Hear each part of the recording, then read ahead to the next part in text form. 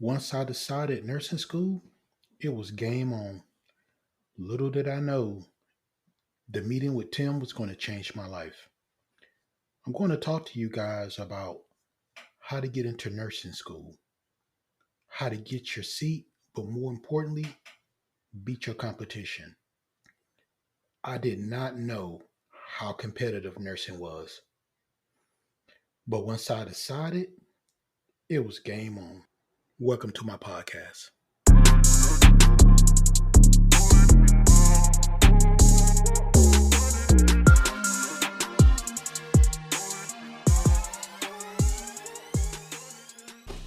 Lucky for me, I had been prepping for PA school. So when I got my associate's degree in EMS, I had all A's in my classes because, in my opinion, if you're competing for any school, B's, in my opinion, are the same as an F. So if you want to be the best, you have to beat the best. And I had it. I had all A's. AMP 1 and 2, Psych, Critical Thinking, both English classes, you name it. All I needed now was developmental psychology. In May 2019, when I bridged to get my associates in EMS, I knew that the bridge that I wanted to started that January 2020. So I knew I needed to go ahead and get developmental psych out the way. So I decided I was going to take a summer class. Man, this professor was horrible. She had no rubric. Now, you tell me what professor you know grades with no rubric. She took points off papers and off projects and off PowerPoints, and she would not give explanation on why she was taking points off. All I knew is that I was frustrated. My wife said, "Why don't you just drop the class?" And I thought about it. Man, I have never, ever quit anything. So why would I quit? She said, "No, you're not quitting. You're just re strategizing." Bingo, a light bulb went off. So I dropped that class at midterm. I had a low B average. Turned around fall semester 2019, retook it, got an A. Now, the last hurdle was this nursing entrance exam I had to take. For me, I studied this nursing entrance exam for 9 months. I mean, from February 2019 on till I took it, I was in it. I bought a prep book. Matter of fact, I brought two prep books and I went through each from front to back. So when I took the T's, funny thing happened. I posted a score that was higher than the three practice tests that I took. I posted a score in the 80s. So I thought to myself, if I have all A's and an 80 on the T's, I got to get one of these 10 slots. Oh, yeah. The bridge that I was applying to only had 10 seats for paramedic. So it was stiff competition.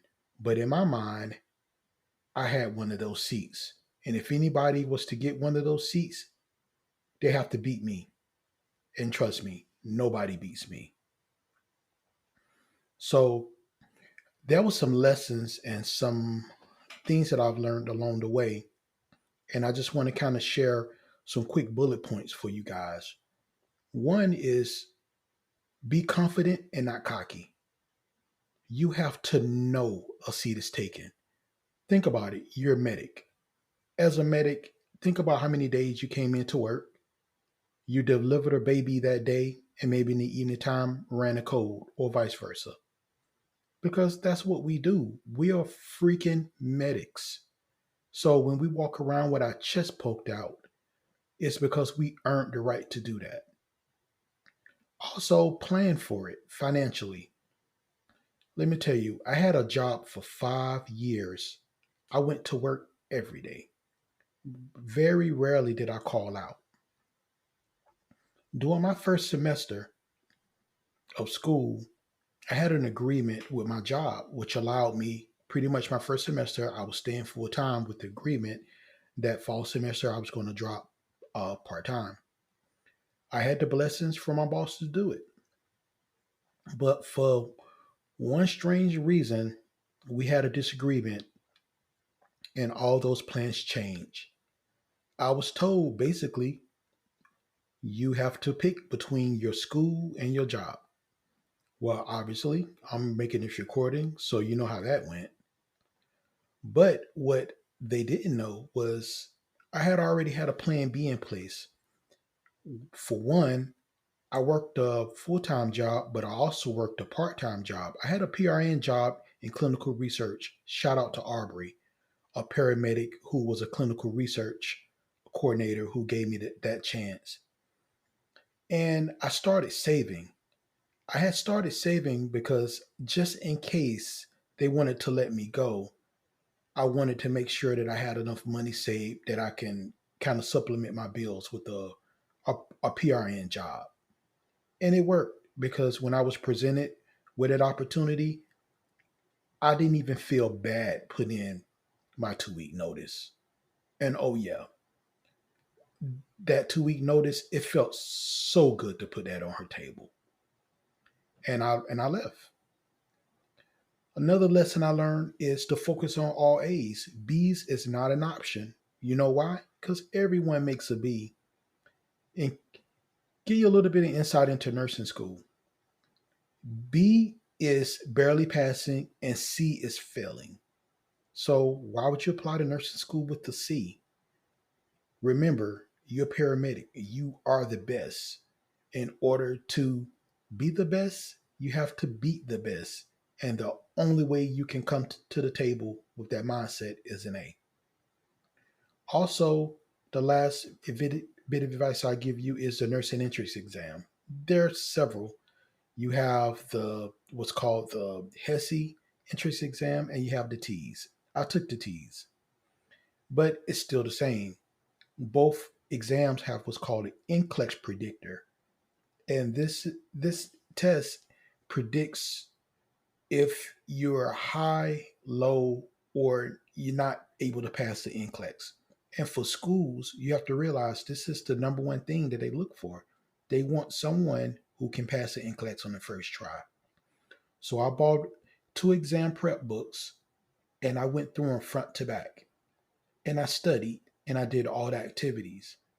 And remember, if you approach this with the idea of I will get a seat in nursing, you will get a seat in nursing.